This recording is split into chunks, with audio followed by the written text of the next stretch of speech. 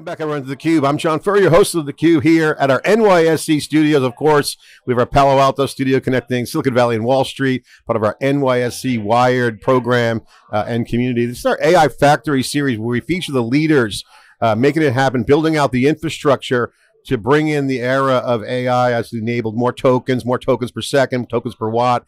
As intelligence becomes the output of the factories, data is critical in all that, and how it's organized and how it's built will enable in this next wave of agents. Eran here is founder and CEO of Lightbits Labs. Great to see you. Thanks for coming on theCUBE. We're going to talk storage, obviously the hottest topic, memory, storage. Thanks for coming on. Yeah, thank you for having me. It's exciting, you know, the energy here, you know, everything is kind of pumped up, thank you. The option floor behind it is very active, trading floor.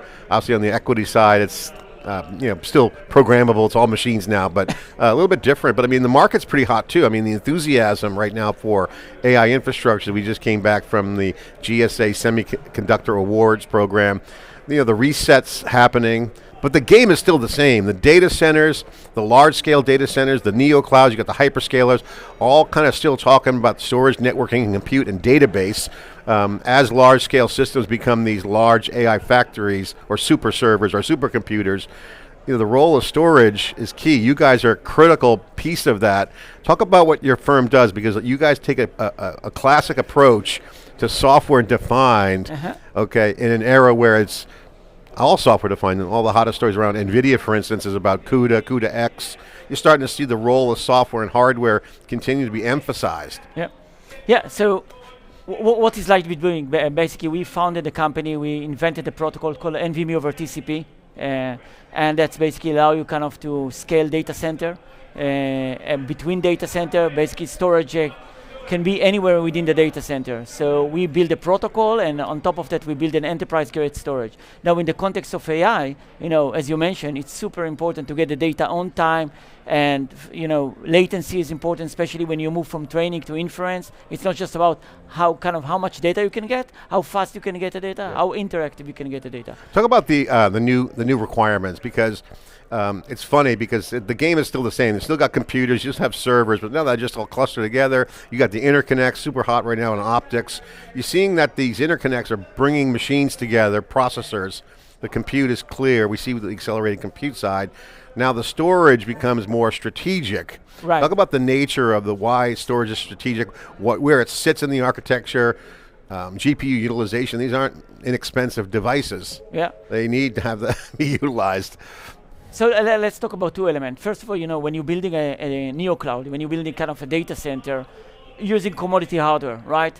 So you cannot use kind of appliance for that. Yep. So your storage need to act exactly as your other kind of element. You're like your compute, like your networking, everything is software defined. Network software defined, you know, GPU software defined, and also you want storage to be software defined. Why you want it? Because, you know, you don't have SSD today, for example. It's very tactic, but you can get access to 1536 SSD. You need 38 terabyte SSD. So by having a software defined, a true software defined, you can run it whatever exists today in the market. So you are not bounded by kind of any kind of DDR limitation or SSD limitation. The other point of software defined is that you can really make it scalable and agile as you need, right? So you can have it kind of running on 10 rack, 20 rack, 1000 rack, right? And in order to satisfy your kind of requirement. And you talked about kind of the shift in requirement. Shift in requirement is basically what we see today is that people start to move from only training, like 70% of their revenue of the neo cloud today was about training, and now it's kind of becoming more and more inference. When you look at inference, the requirements are different. It's not just about the volume of data you can feed into the GPU, it's about kind of the effective cycle you can get from the GPU. And the effective cycle is about the latency, you know, and it's very interactive. Talk about the dynamic between training and inference, because you start to see a pattern emerging where it was like, okay, big clusters for training, inference has always been the killer app, it's been called. Now you have, as data comes in, proprietary data is the crown jewels. Training and inference are going hand in hand, because once you're trained, then you infer, and then once you have the inference, you still got to do some reinforced training and learning. So you have this cycle of constantly iterating through, and then you got specialty models emerging. In vertical models are emerging, financial services, you name the vertical. Right. There's domain specific things going on. So you have a blending of that. Yeah, so we have three type of kind of leading segment customer. We have e-commerce customers, we have financial customer, top financial customers, and data center, right? And as you mentioned, kind of when you build a data center, this kind of, you need to be agile enough, you need to be kind of flexible enough to switch between training and infrastructure. When you look at the hyperscaler, I agree that, you have one chunk for training, one chunk for inference, but when you are kind of mid-sized data center, you need to kind of scramble between the two. You need to kind of to have ability to provision and deprovision, to checkpoint and recover. And this is back going to us, to the storage. How fast your storage can checkpoint everything to the storage, remember exactly where we are in the training, then get the burst of inference, okay, for some rush hour, and then bring the training again on the same machine, same GPU. Now, if you take it one step further even, then you will have customized silicon. You will have customized chip for different tasks, for different model of inference, right? So basically the architecture changed rapidly. So define agility, because what you're basically bringing up is a use case where you could have general purpose training clusters. Hey, throw all the training jobs at this system, throw all the inference here, but then you're talking about kind of more agility where you have to kind of orchestrate with software. Exactly. Balancing workloads between what they need at any given time, the context. It's like I/O, right? I mean, in a way, these tokens have to deal with these situations. Talk about why agility is important. Define agility. Yeah, so I think you kind of mentioned it, you hit it, right? So if you look kind of fast forward, like 18 months from now, 12 months from now, this agility have to take place because you have different model, multi-tenant, you need the quality of service, you need different security. All of that need to go all the way from kind of the endpoint into the storage, right? The agility is important because basically the model will be changed. You need different permutation simultaneously to support, right? So if you go with kind of a very fixed hardware size for the storage, that's what you have, right? You you bought like 1 petabyte, 10 petabyte of storage, one fix, one set of characteristics. If you go with a software defined, you can basically do whatever you want with it. It's like it's elastic. It's very elastic. It's like you have your own cloud and you have fully flexibility on the cloud. And basically we are running on any standard machine. So when you decommission us, you can run compute on those machines. When you need us, you commission us again. You kind of deploy it again. Now, when you look also kind of on kind of a real kind of GPU or AI factory, provisioning is also important. So it's not just pumping the data in and out fast, it's how fast you can provision. Think about you have like 8,000 or 20,000 GPU now that you need to provision.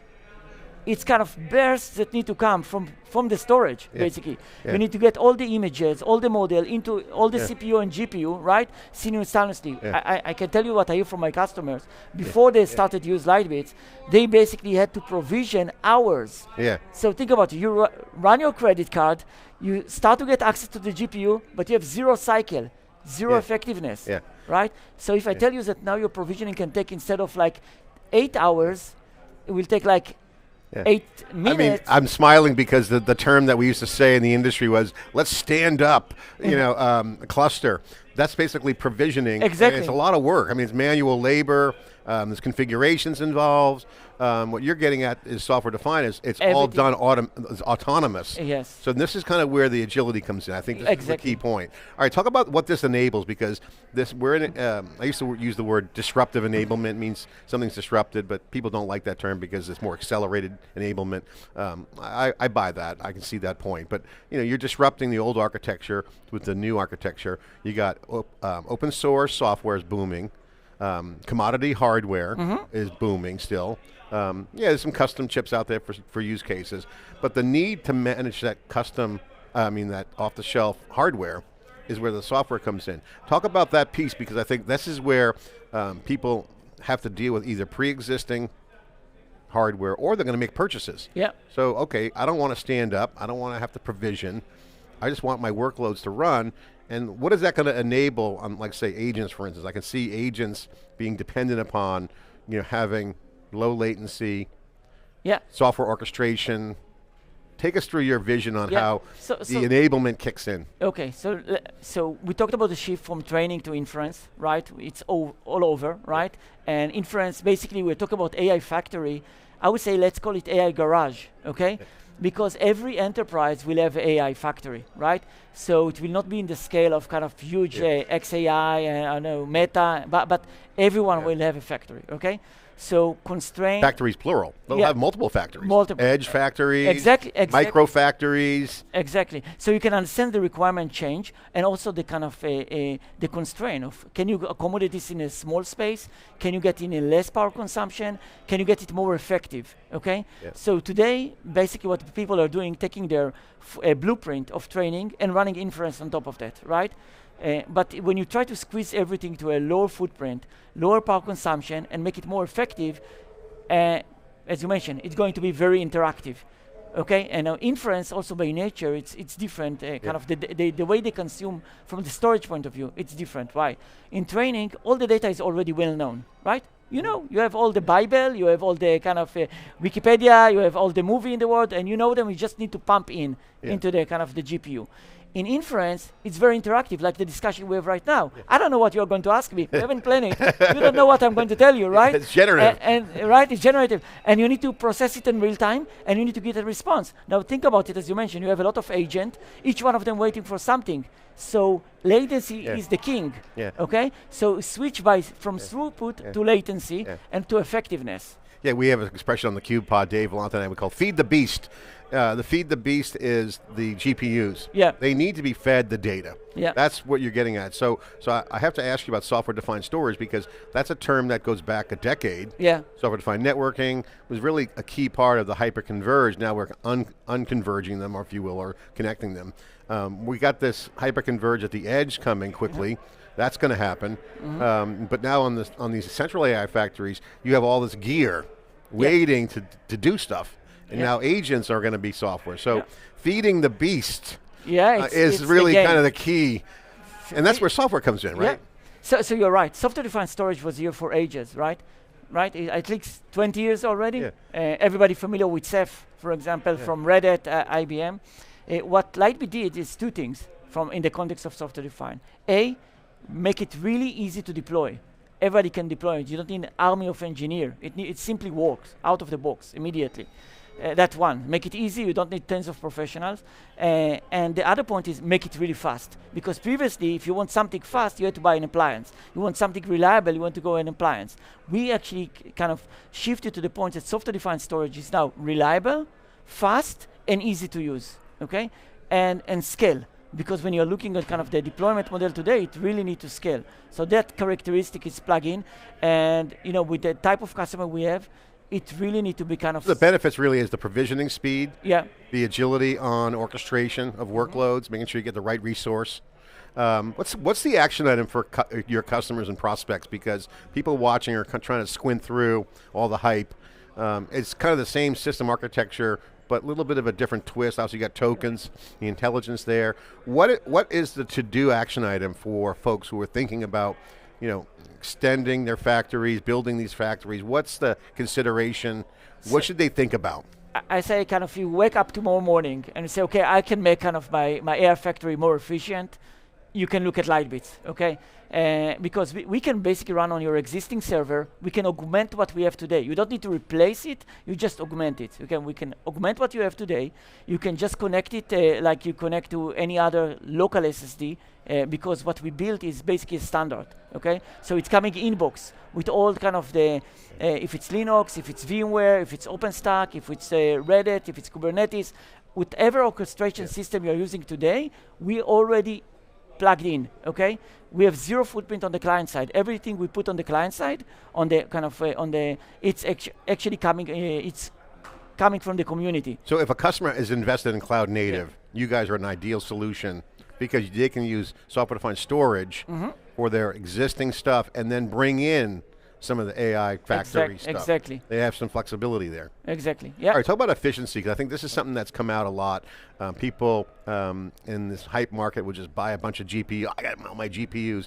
But you don't really need GPUs for everything. Yeah. You can use compute. We're seeing a lot of use cases where this orchestration or intelligence and software can match resource allocation, whether it's HBM, storage, networking, and move things around with the workloads. Talk about that efficiency piece. Yeah, so on a single footprint, from the storage point of view, we are going to be at least like 5 times the performance of what you have today. So seriously kind of faster, and same thing in latency. And from efficient point of view, it's also kind of consolidation. We can squeeze more kind of density. So we can run on TLC, we can run on QLC. That means that from efficient point of view, we have customers that actually reduce their footprint by 30 to 50%. And this is also data reduction, okay? So data reduction, kind of more kind of high density kind of type of SSD, and going to the next level of kind of all right, talk about the company, talk about some of the momentum you have, obviously the use cases. Yeah. Talk about some of the stats and around some of the business momentum. So basically we have, as I mentioned, three segments of customers: e-commerce, including the largest e-commerce worldwide. We have financial, kind of top financial, including bank, hedge fund, credit a lot of transactional activity. A lot of everything is transactional. We excel, analytic, fraud detection, all of this stuff. And the last one is cloud. Cloud provider include new cloud provider. And I can mention some of the public customer we have, like Crusoe Cloud is our customer, and Moonlight, and Nebul in Europe. So there's a lot of new. They're cloud tough providers. Customers. They're running massive scale. Yeah, that's correct. What do they say about your service? Yeah. So our customer love the solution. It's easy to use. And it's running on the commodity hardware, so they don't need to buy some fancy stuff. If they're using Supermicro, to continue Supermicro, using Dell, HP, Lenovo, all of that we're running, right? They want to get their hands as much gear as possible and squeeze as much value. I mean, we're in a squeeze the resource, maximize efficiency. I mean, people don't want to pay big bucks for GPUs if they can't get the best out of them. Yeah. All right, so what's the roadmap look like? What are you working on now? What's some of the cool things you're working on? Yeah, so basically the few things happen in parallel in the company. First of all, we are kind of increasing the number of customers, right? Especially kind of cloud and cloud service providers, edge cloud, and so on. That one. From the product point of view, continue to enhance the product. A lot about kind of security, multi-tenancy. Scale out, so multi-cluster, imagining of multi-cluster simultaneously across multi-data center. So this is one aspect that the product is moving forward. The other aspect is inference focus. We are basically coming with a solution which will be, I would say, killer for inference, okay? That basically will keep your GPU zero idle cycle, okay? Because if you look at inference today, it's like 50% of the time, the GPU is either crunching the same thing again and again, or waiting for data. We are going to solve it. Yeah, I mean, so you bring up 2 use cases. I want to double click on that. So the GPUs are sitting there, turning back on, basically. Yeah. We can all relate to, our ChatGPT thread that's sitting there, waiting. Large context. It's like, it's like, okay, reboot the thread. Yeah. That's got to kick off a GPU cycle. Yeah. And a lot of people are using OpenAI to do basic math. They really don't need a GPU for that. 1 plus 1 is 2. I get that. And so that's one. And then the other one is the wasted cycles, waiting. Yeah. So waiting and then turning on. Yeah. Which means crank up. Yeah, so let me double click on that. So two things, as you mentioned. One is repeated work. Okay? Think about it. You mentioned the context, or you gave the example of ChatGPT. So thousands of millions of people logging in, right? The context is there, but you need to select the right GPU. So the data actually need to move from one GPU to another. We are taking care of that, okay? That's one thing. And the second is recalculating, right? Because your stuff was there, and now you need to kind of rememorize that, reinitiate that, right? So if somebody will give you the information already been calculated, bang. Less kind of your effective cycle versus just cycle. It's funny, they use the term memory, but it's not memory. It's like remembering what was in the context window at that time. Which is why everyone kind of starts a new chat, because they just get a fresh brain, basically. This memory piece is super important. That also speaks to, if you squint through that concept, the important role of storage, because you can do a snapshot.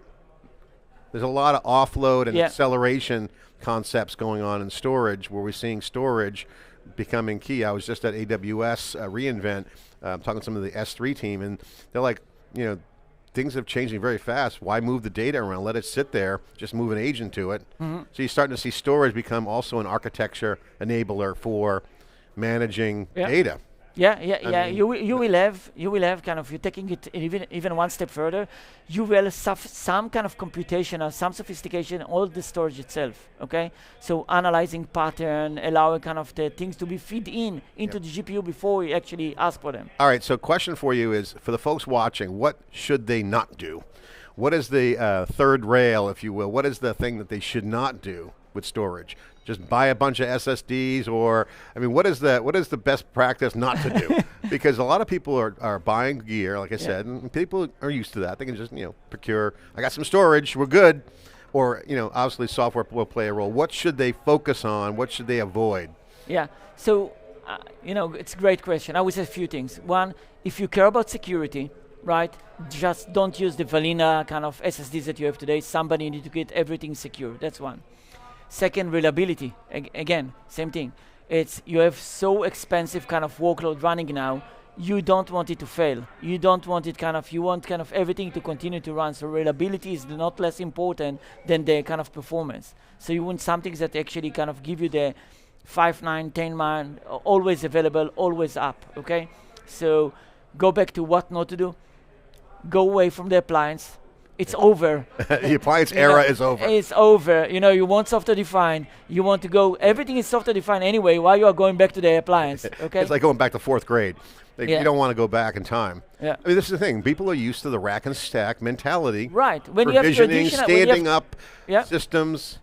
Yeah, when you have traditional workload and it's small footprint, you can still use the appliance. If you go kind of data center scale and want kind of a neo kind of type of application, you need something else. I mean, the common thread we're seeing in this AI Factory series is that whether it's centralized or edge-based, which is coming fast, being data-centric is really a key thought process. Being data-centric, understanding what resources are available, and avoiding the provisioning problems. Would you say that summarizes that? Yeah, I think people now start to realize why it's called data center. Right? Yeah, it's all centered about the data. Nobody is kind of throwing away anything, so data is just going to explode and explode and explode, and it will be harder and harder to manage all of that. Talk about hybrid cloud, because hybrid cloud now is becoming essentially the architecture for data center, cloud, and edge, and the role of sovereignty, because sovereignty is a cloud term now around governments, but we're seeing, you mentioned multi-tenancy, we see multi-tenancy becoming a huge deal. And multimodal becoming a huge deal. These are sovereign, kind of brings that governance kind of perspective. I mean, the country stuff, I can see that because it's got boundaries, but ultimately, if you have a hybrid computing environment, I mean, sovereign kind of has to be a built-in feature because apps could be sovereign. Yeah, they have unique needs. They have unique governance. So you see that a lot of Europe. We see that a lot of kind of centralized kind of cloud, kind of solving the problem, different regulation, different security requirement, all of that are there. We see our customer also using multi-cloud environment, okay, because they want to burst into the cloud and do some stuff there, and then coming back and kind of running it on their own centralized cloud. If you look at an enterprise, a lot of the financial enterprise, they don't actually shift their data into the public cloud just to run there, and also you don't have kind of enough capacity, GPU capacity, right? So you end up, if you are kind of a large enterprise, running on Neo Cloud, running on the public cloud, running on your own cloud. And you need a mechanism to use the same kind of concept. Another reason, as you mentioned, to use software defined. If you're using everything kind of the same, you don't need to re-orchestrate it. You can use the same profile on-prem, edge cloud, your kind of public cloud or Neo Cloud. All of that can work. Continuity is key there. Eran, thanks for coming on. I appreciate it, sharing your insights. Put a plug in for the company. What are you guys working on? You hiring? Yeah, we are always hiring, especially on the AI kind of project. We're adding more people, and we are moving forward with our customer, helping them to build kind of the next generation stuff. It's super excited, and Well, great. It's great to have you on theCUBE here. A little quiet on Friday here inside the NYSE, theCUBE studios. Appreciate your time. Thank you. AI factories continue to be the hot conversation as it brings in an enablement model, and storage continues to play that role. You got to feed the beast, feed those GPUs. Also, computing is clear. It's not just GPUs, it's XPUs. And again, off-the-shelf standard hardware is becoming, again, the key focus here in theCUBE. We're doing our part to bring you the data. Thanks for watching.